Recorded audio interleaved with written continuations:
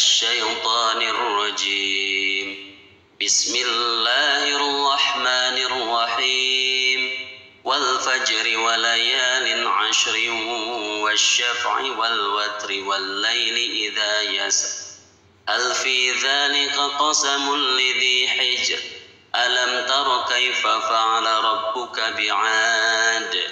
إرم ذات العماد التي لم يخلق مثلها في البلاد وثمود الذين جابوا الصخر بالواد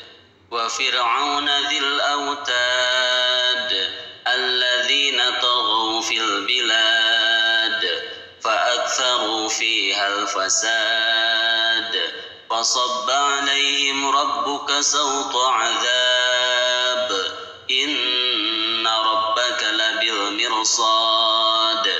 فأما الإنسان إذا ما ابتلاه ربه فأكرمه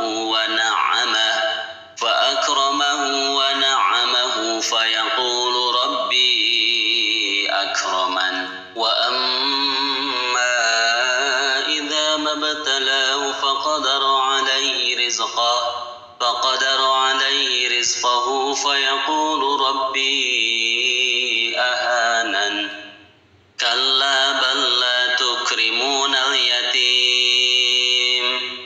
ولا تحاضون على طعام المسكين وتأكلون التراث أكلا لما وتحبون المال حبا جما كلا إذا دكت الأرض دكا دكا وجاء ربك والملك صفا صفا وجيء يومئذ بجهنم يومئذ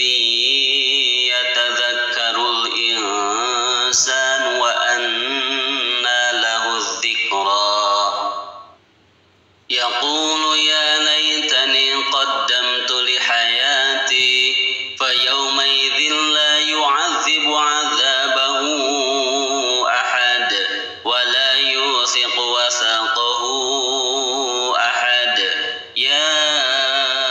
أيتها النفس المطمئنة ارجعي إلى ربك راضية مرضية فادخلي في عبادي وادخلي جنتي